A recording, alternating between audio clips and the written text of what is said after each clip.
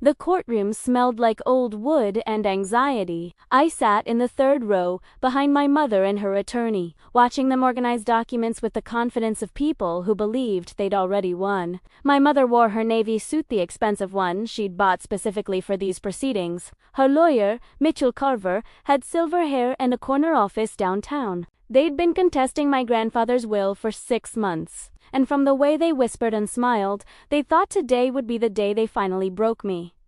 The judge entered.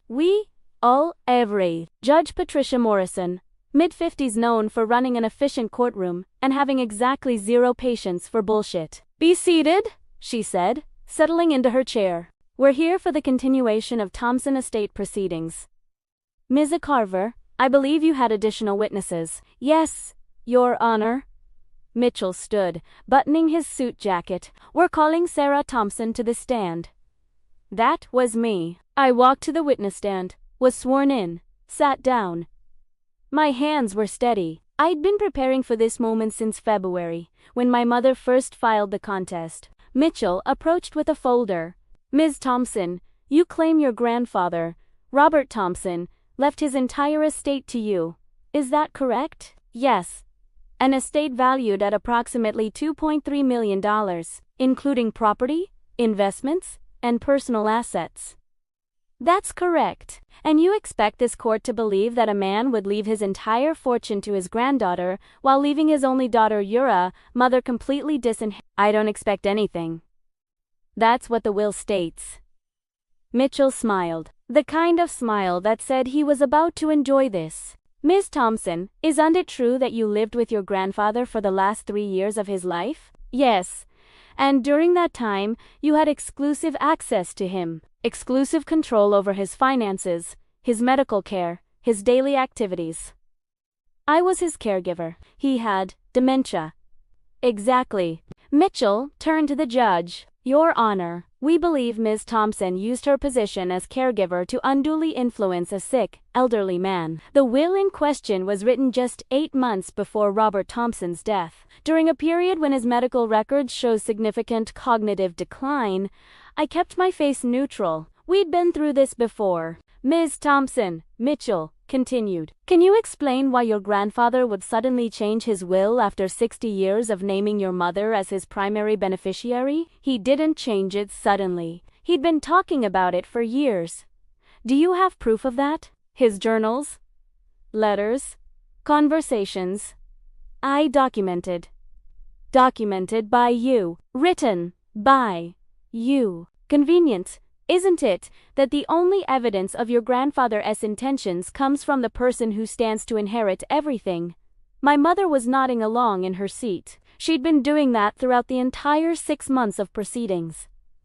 Nodding, dabbing her eyes with playing the grieving daughter who'd been robbed of her inheritance by a manipulative granddaughter. Never mind that she hadn't visited her father in 4 years before I moved in. Never mind that she'd called him a burden and suggested we put him in a state facility. Never mind that when he'd fallen and broken his hip, she'd been in Siabio with her third husband and hadn't even come home early.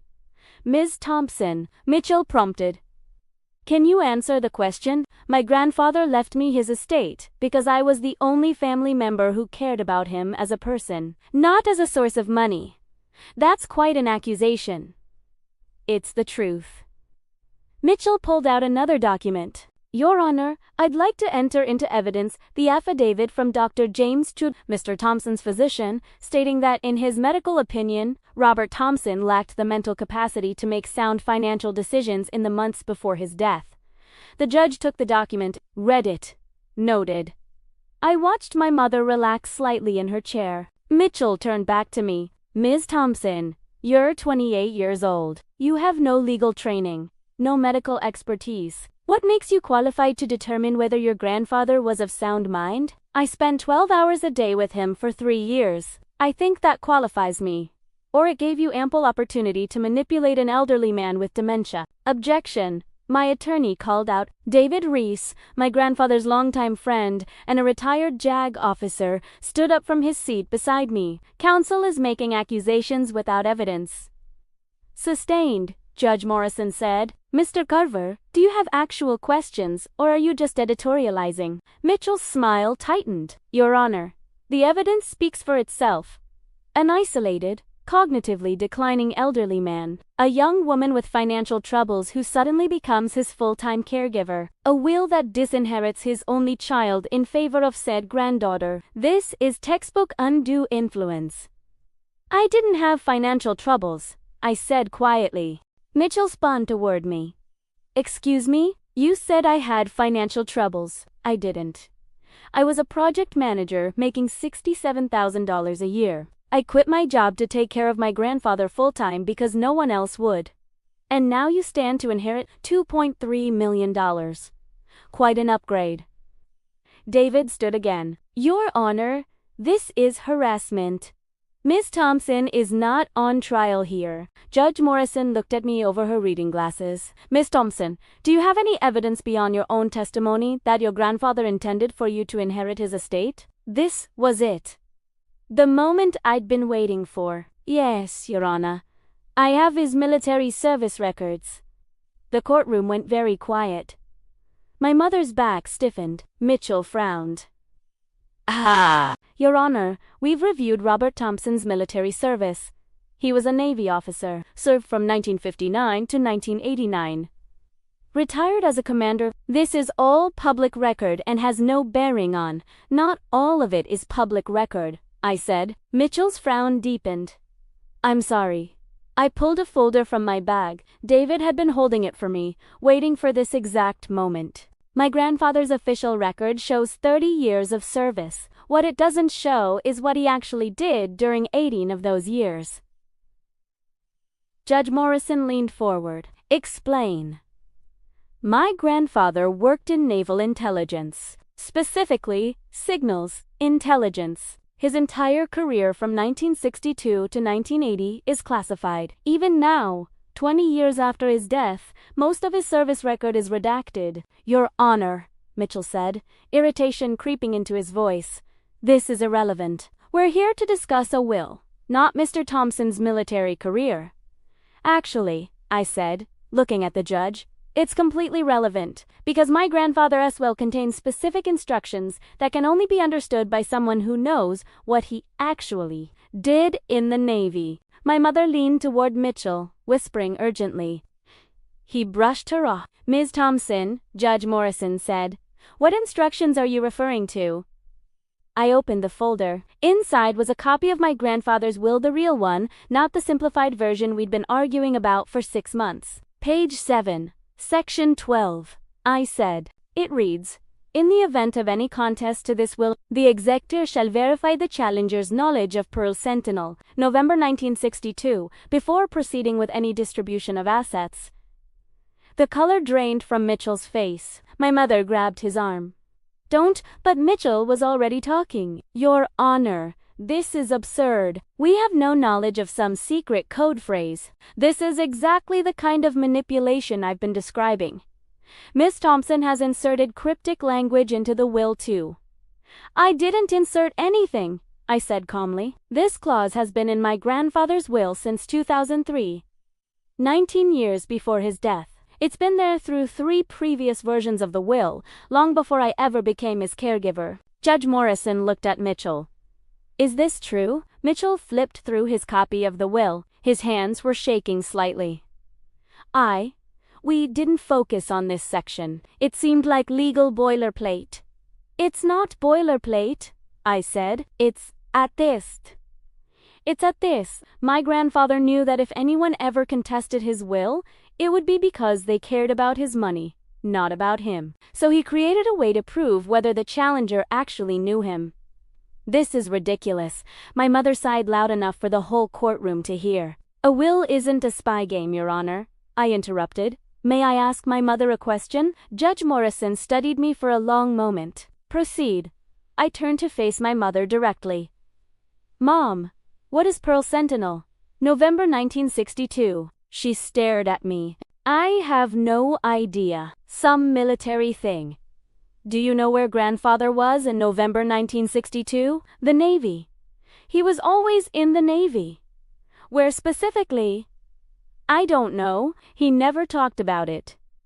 Did you ever ask? Her jaw tightened. He didn't like talking about his service. That's not what I asked. Did you ever ask him about it? This is harassment, Mitchell started. Answer the question, Mom. In 63 years of being his daughter, did you ever once ask him about his military service? About what he did? Where he was stationed? What his job actually was? She was silent. Your Honor, I said, turning back to the judge. My mother doesn't know, because she never cared enough to ask. I know, because I spent 3 years listening to him, reading his letters, researching his career, learning who he actually was. You're making this up. My mother sighed, her voice sharp. He had dementia. He didn't remember his own military service. That's where you're wrong. I pulled out another document. This is from Dr. Chun's notes, the same Dr. Chun whose affidavit you just submitted.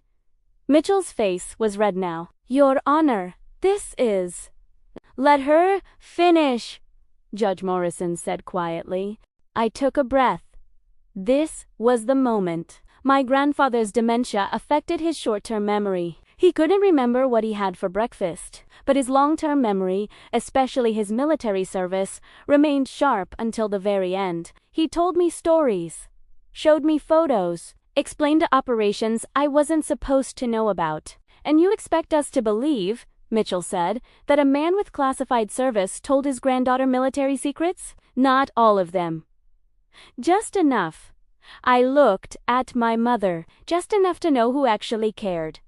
Judge Morrison folded her hands. Ms. Thompson, what is Pearl Sentinel, November 1962? It's an operation my grandfather participated in during the Cuban Missile Crisis. Pearl Sentinel was the code name for a signals intelligence operation conducted from a naval station in Pearl Harbor. In November 1962, my grandfather was part of a team that intercepted and decoded Soviet communications related to submarine movements in the Pacific.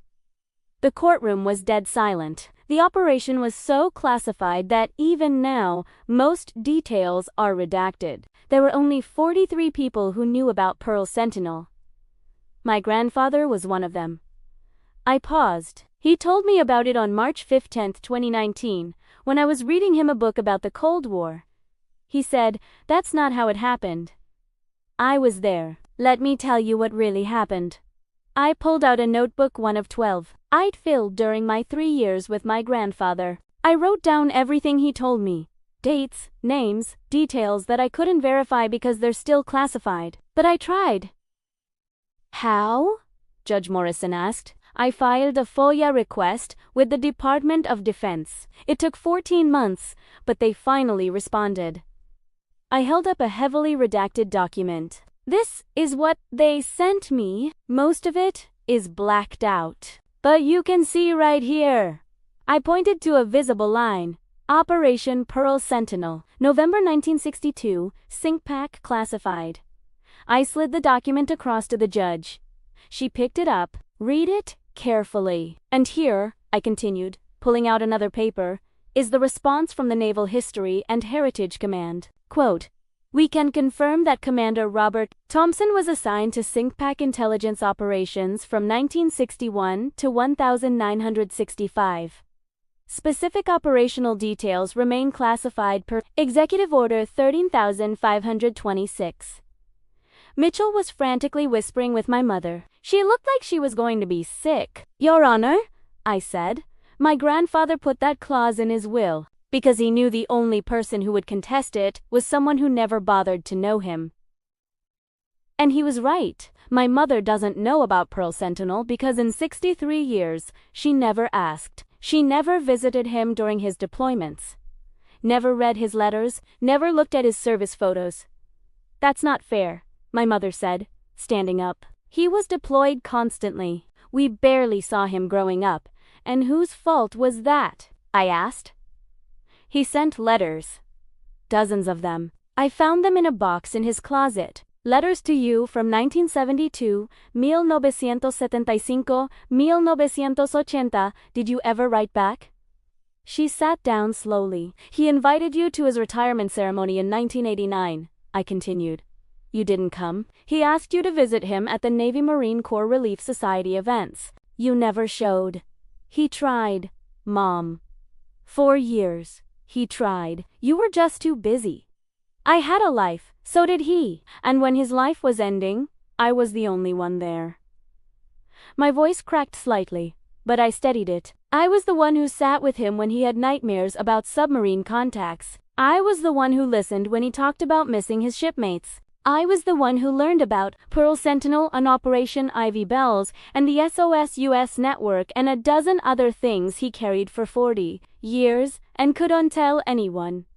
Judge Morrison was watching me carefully. My grandfather didn't leave me his estate because I manipulated him, I said. He left it to me because I was the only person who saw him as more than a bank account. I saw him as Robert Thompson, Commander USN, intelligence officer, Cold War veteran, keeper of secrets. I saw him as a person.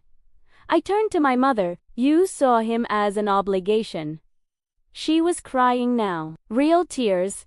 For the first time in 6 months of proceedings. Your Honor, Mitchell said, his voice desperate. Even if everything Miss Thompson says is true, it doesn't prove that her grandfather was of sound mind when he wrote the will. Actually, David said, standing up, it proves exactly that. May I approach? Judge Morrison nodded. David walked forward with his own folder. Your Honor, I served with Robert Thompson in the Navy. I was his JAG officer on 3 separate tours. I helped him write this will in 2003, and I helped him update it 4 times after that, most recently in 2020. You have a conflict of interest, Mitchell said quickly. I disclosed my relationship with Mr. Thompson to the court 6 months ago. David replied calmly. What I didn't disclose, because I was waiting to see if anyone actually challenged the Pearl Sentinel clause, was this. He handed a document to the judge. This is an affidavit from Dr. Elizabeth Warner, a Navy psychologist who specializes in cognitive assessment for personnel with security clearances. In 2020, when Mr. Thompson updated his will, I asked Dr. Warner to evaluate him. Judge Morrison read the affidavit. Her eyebrows went up. Dr. Warner's assessment, David continued, found that while Mr. Thompson showed signs of mild cognitive decline affecting short-term memory, his long-term memory, reasoning ability, and decision-making capacity were unimpaired. Specifically, she tested his recall of classified information using methods approved by the Department of Defense and found his memory of operational details from 40 years prior to be remarkably accurate. This is the first we're hearing of this, Mitchell protested. Because you never asked, David said. You assumed that a dementia diagnosis meant total incapacity. It doesn't. Mr. Thompson knew exactly what he was doing when he wrote his will. He knew the difference between his daughter, who'd been absent for years, and his granddaughter, who sacrificed her career to care for him. Judge Morrison set down the affidavit. Mr. Carver, do you have any response to this? Mitchell looked at my mother. She was staring at her hands. Your Honor, he said finally, I'd like to request a recess to review these new materials. Denied. You've had 6 months to prepare your case. Miss Thompson produced this evidence in response to your direct accusations.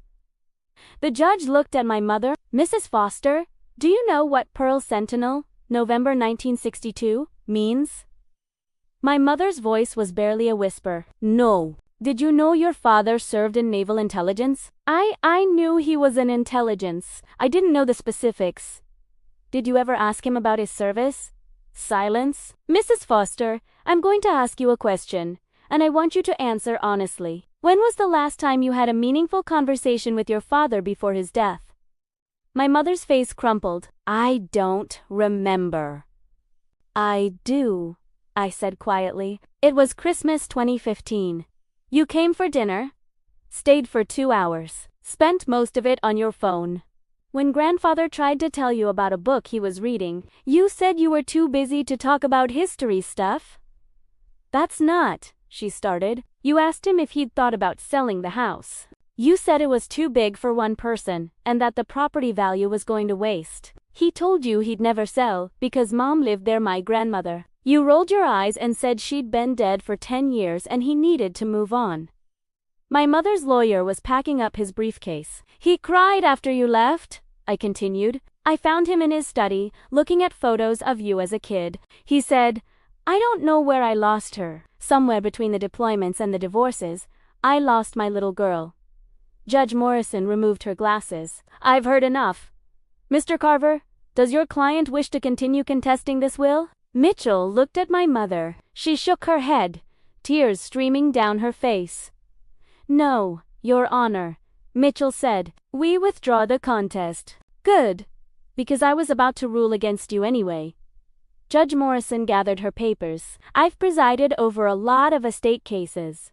I've seen families destroy themselves over money, but this is the first time I've seen someone contest a will without bothering to learn a single thing about the deceased. She looked at my mother. Mrs. Foster, your father was a naval intelligence officer who served his country for 30 years. He held secrets that shaped the Cold War. He was a hero in ways you'll never fully understand because those ways are classified, and instead of honoring that service, instead of asking him about his life, you saw him as an inheritance you were owed. That's not how inheritance works. Your father earned that money. He gets to decide where it goes, and he decided it should go to the person who actually loved him. My mother was sobbing now. This will is valid, Judge Morrison said. The estate will be distributed according to Robert Thompson's wishes. Ms. Thompson, the $2.3 million estate is yours. She paused. Uset? Well, your grandfather clearly believed you would. She banged the gavel. It was over. I walked out of the courthouse into October sunshine. David walked beside me, carrying his briefcase. You did good in there, he said. I just told the truth. Sometimes that's the hardest thing to do. He paused at the steps. Your grandfather would be proud. My throat was tight. I miss him. I know. So do I. David put a hand on my shoulder. Listen, I know the estate settlement will take a few months, but when it goes through, I want you to consider something.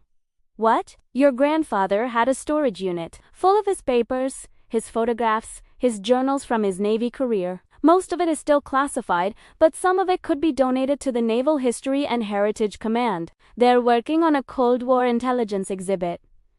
He smiled. He'd want his story told, or at least, the parts that can be told. I'll do it, I said immediately. Good. He handed me a business card. This is the curator I've been talking to. She's former Navy intelligence herself. Shinoa can be shared and what needs to stay secret. I took the card. Thank you for everything. Thank your grandfather. He set this all up years ago. The Pearl Sentinel clause, the psychological evaluation, my involvement. He knew your mother would contest. He wanted to make sure you'd win. He really thought of everything. That's what good intelligence officers do. They plan for contingencies. David started down the steps, then turned back. Oh, and Sarah, your grandfather left something else for you. Not in the will. Something I'm supposed to give you when this was all over. He pulled an envelope from his briefcase and did it to me, my grandfather's handwriting on the front, for Sarah, to be opened after the will is settled. My hands shook as I took it. I'll let you read that in private, David said. Call me if you need anything. I walked away, leaving me standing on the courthouse steps with my grandfather's final letter. I sat down on a bench, opened the envelope carefully. Inside was a letter, dated March 2023, months before my grandfather's death. Dear Sarah, if you're reading this, it means you won. I knew you would. Not because you're a fighter though you are, but because you're the only one who actually knew me. Your mother will have contested the will by now. I'm sorry for that. I know it hurt you, but I needed to make sure my estate went to someone who understood what it represented. That money isn't just money. It's 30 years of service. It's nights on submarines in the North Atlantic. It's days in bunkers listening to Soviet communications. It's years of missing birthdays and Christmases and normal family life, because I was doing work I could untalk about. Your mother never understood that. She was angry. I was gone so much. I don't blame her. But she also never tried to understand WHYI was gone. She never asked about my work, my mission, what I was trying to protect. You asked? From the first day you moved in, you asked questions. Real questions. Not how was your day, but what did you actually do in the Navy? You wanted to know? You cared. Pearl Sentinel was the first operation I ever told anyone about outside of official channels. I trusted you with it because I knew you'd understand what it meant. Not just the operation itself, but what it represented. Sacrifice. Service. Secrets kept for the greater good. The money is yours because you earned it. Not by being my caregiver, though you were the best caregiver I could have asked for, but by being my granddaughter, my friend. The person who saw me as more than just an old man with stories. Use it well. Travel, buy a house, start a business. Whatever you want. But also, do me one favor. Tell my story, not all of it. Some secrets need to stay secret, but tell the parts you can. Let people know that Robert Thompson served his country. That he mattered. I love you, Sarah. Thank you for caring enough to listen. Fair winds and following seas. Grandpa, I sat on that bench and cried. Not sad tears, not angry tears, just tears of love and loss and the strange relief of knowing I'd done right by someone who deserved it. My phone buzzed. A text from my mother. Can we talk? I stared at it for a long time. Then I turned off my phone and drove home. The estate settlement took 4 months. During that time, my mother tried to reach out 6 times. Emails, texts, a handwritten letter delivered to my apartment. I didn't respond to any of them. What I did do was start working with the Naval History and Heritage Command curator David had connected me with. Her name was Commander Lisa Martinez, retired, former NSA. We met at a coffee shop near the Pentagon. She was in her 50s, sharp eyes, firm handshake. I knew your grandfather, she said, before we'd even sat down. Not personally, but his work. I read some of his intercept reports when I was studying Cold War SIGINT. The man was brilliant. He never talked about being brilliant, just about doing his job. That was the culture back then. Silent Serbies. Do your work, keep your mouth shut, go home. She pulled out a tablet. I've reviewed the inventory David sent me. Your grandfather kept meticulous records, journals, photographs, correspondence. Most of it is still classified, but there's enough that isn't to build a significant exhibit. What would you want to include? His early career photos? His promotion certificates? Some of the unclassified operations summaries? And if you're willing, some of his personal writings. Letters to your grandmother? Reflections on his service? She paused. The human side of intelligence work. That's what people need to see. That these weren't just spy games. These were real people making real sacrifices. He'd like that, I said. He always said the hardest part wasn't the work. It was being away from family. Would you be willing to do an oral history? For the archive. Talk about what it was like to be his granddaughter. What he told you about his service. I thought about it. What can I talk about? Anything he told you that isn't still classified. I can help you navigate what's safe to share. She smiled. And honestly, just hearing about his personality, his values, his thoughts on service, that's valuable historical record.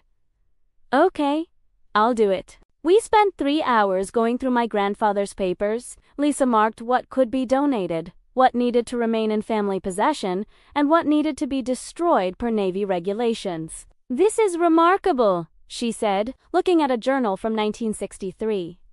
He wrote about the tension during the Cuban Missile Crisis, the fear that they'd intercept the wrong message or miss a critical communication. This is exactly the kind of first-person account we need. Will people understand what he did? Some will, some won't. That's okay. What matters is that his service is recognized, that people know someone like Robert Thompson existed. She closed the journal carefully. Most intelligence work stays secret forever. Your grandfather's story, at least part of it, hits to be told. That's a gift. March 2024. The estate was finally settled. $2.3 million transferred to my accounts. I sat in my apartment, the same one Ed lived in for 6 years, and stared at the bank balance on my phone. 7 digits. More money than I'd ever imagined having. My first call was to David. It went through, "Congratulations. How does it feel?" "Terrifying." He laughed. "That's normal. You want some advice? Please, don't make any big decisions for 6 months. Let it sit. Get used to having it. Then figure out what you want to do." That's good advice. Also, your grandfather set up a trust for you with some of the money. Did you see that in the settlement documents?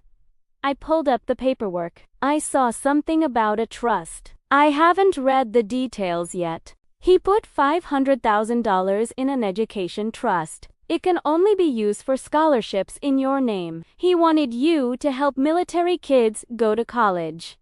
My throat tightened. Of course he did. There's also $100,000 designated for the Navy Marine Corps Relief Society and $50,000 for the Naval Intelligence Professionals Organization. David paused. The rest is yours to do with as you please. But he wanted to make sure some of it went back to the community he served. I'll make sure it does. After I hung up, I sat with my laptop and started making a plan. Not spending the money not yet, but organizing it. What was mine, what was designated for specific purposes, what I wanted to donate. I set aside $100,000 for the scholarship fund beyond what my grandfather had already designated, another $50,000 for the Naval History exhibit, $25,000 for veterans organizations. Then I looked at what was left, still more than I'd ever need. I bought a condo, nothing huge, 2 bedrooms, a small office, a balcony, with a view of the water, $380,000, paid in cash. I bought a car. Not a luxury car. A reliable Honda Accord, $32,000.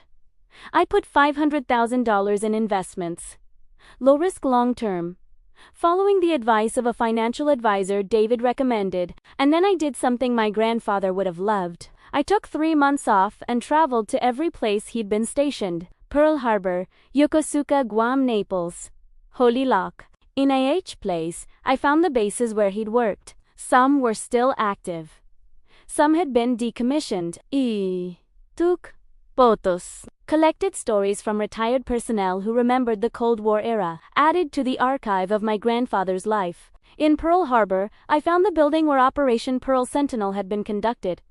It was a museum now. I stood outside and imagined my grandfather at 25 years old, fresh out of intelligence school, listening to Soviet submarine communications and knowing that his work could prevent World War III. I cried standing there, just stood on the sidewalk and cried for the grandfather I'd loved and the sacrifices he'd made and the fact that most people would never know what he'd done. But I knew. And I'd make sure his story was told. June 2024. The Naval History and Heritage Command exhibit opened. Silent Sentinels: Stories of Cold War Naval Intelligence. My grandfather's section was small, but powerful. His photos from the 1960s, young and serious in his navy-dressed blues. His promotion certificates. A heavily redacted operations summary with a placard explaining what could be explained. Commander Robert Thompson served in critical signals intelligence operations during the Cuban Missile Crisis and throughout the Cold War. His work, much of which remains classified, helped prevent nuclear conflict and protected American interests worldwide. There was a video screen with clips from the oral history I'd done, me, talking about what it was like to care for him, the stories he'd told, the pride he had in his service. And there was a quote from his letter to me, blown up on the wall. Sacrifice. Service. Secrets kept for the greater good. I attended the opening. So did David. So did Lisa Martinez and about 40 other retired intelligence officers who'd served during the Cold War. My mother came to. I saw her standing in front of my grandfather's photo, staring at the display. She looked older, tired. I almost walked away. But something made me approach her. "Hi, Mom." She turned. Her eyes were red. "Hi." We stood there awkwardly. "The exhibit is beautiful," she said finally. "Lisa did a good job. I didn't know any of this." She gestured at the display. "Pearl Sentinel. The Cuban Missile Crisis. I didn't know he did any of this." "I know," Why didn't he tell me? I thought about how to answer that. Did you ever ask? She flinched. I was a child when he was deployed. A teenager. By the time I was an adult, he'd retired. I thought his service was just a job. I didn't realize it was this. It was always this. You just never looked. She was quiet for a long moment. I'm sorry for the will contest. For everything. I was wrong. Yes, you were. Can we? She started. Can we try again? I know I don't deserve it, but Mom, I don't know. I looked at the photos of my grandfather. You spent 6 months trying to take away the one thing he wanted to give me. Not because you needed the money, because you felt entitled to it. No. I know. I was angry. I felt like he chose you over me. He did. Because I chose him when no one else would. She nodded slowly. You're right, and I have to live with that. We stood in silence. Two people related by blood, but separated by choices and years and hurt. I'm not ready to have a relationship with you, I said finally. Maybe someday, but not now. I understand. But I'll send you updates. About the scholarship fund. About the exhibit. About Grandpa's legacy. Because he loved you, even when you didn't show up, he'd want you to know what we're doing with his memory. Her voice cracked. Thank you. She left a few minutes later. I watched her go, feeling neither angry nor sad. Just neutral. Maybe that was progress. David appeared at my elbow. That looked hard. It was, but it needed to happen. Your grandfather would be proud. Of all of this? He gestured at the exhibit. You did good, Sarah. I just did what he asked. You did more than that. You made sure his sacrifice mattered. 1 year later, June 2025, the scholarship fund had grown to $750,000 with donations from retired intelligence personnel and Navy organizations. We'd awarded 12 scholarships to children of active duty intelligence specialists. The exhibit had become permanent, with rotating displays of different Cold War operations. My grandfather's section remained. Now, with additional materials I'd found in his storage unit, letters to my grandmother, JOURNAL entries about missing his family, reflections on the weight of keeping secrets. I'd finished my own degree in international relations with a focus on intelligence history. I was working on a book about the human cost of intelligence work, using my grandfather's story as a framework, and I'd started dating a Marine Corps intelligence officer I'd met at a veterans event. He understood what my grandfather's work had meant. Understood the sacrifices, understood why I'd fought so hard to honor that service. My mother and I exchanged emails every few months, short updates. Nothing deep. Maybe someday we'd rebuild. Maybe we wouldn't. I'd made peace with either outcome. I lived in my condo by the water, drove my Honda Accord, worked on my book, and managed the scholarship fund. I had more money than I needed, thanks to smart investments and my grandfather's estate. But the money wasn't what mattered. What mattered was standing in that exhibit and seeing visitors stop at my grandfather's display. Reading his story, learning about Pearl Sentinel and Operation Ivy Bells and the dozens of other operations he'd contributed to. What mattered was the email I got from a scholarship recipient. My dad was Navy intelligence. He deployed 8 times during my childhood. I never understood why he was gone so much. Your grandfather's story helped me understand. Thank you for sharing it. What mattered was keeping the promise I'd made to a dying man. Tell my story. Let people know that Robert Thompson served his country. That he mattered. I'd kept that promise, and I'd keep it for the rest of my life. On the anniversary of the will being settled, I drove out to Arlington National Cemetery, found my grandfather's grave in Section 60, where so many service members rest. I brought flowers, 2 good ones from the florist, not the gas station. Set them carefully at the headstone. Robert James Thompson, Commander, United States Navy, 1941–2021, silent service. Faithful service. I sat on the grass beside the grave, like I'd done a dozen times before. I won, Grandpa, I said quietly. The will was upheld.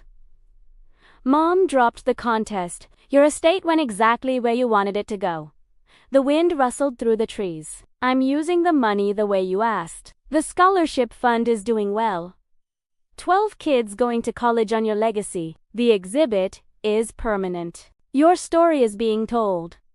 A group of tourists walked by, studying the headstones, reading the stories of heroes. I miss you, I said. Every day. But I'm okay. I'm doing what you taught me. Serving something bigger than myself. Making sacrifices that matter. Keeping the promises I make. I stood up, brushed grass off my jeans. Fair winds, and following seas. Grandpa. I walked back to my car. The sun warm on my face. My grandfather's letter folded in my pocket where I always kept it. Behind me, the headstone stood silent, marking the rest of a man who'd given 30 years to his country and left everything to the granddaughter who'd cared enough to listen. I'd honored that trust, and I'd keep honoring it for the rest of my life.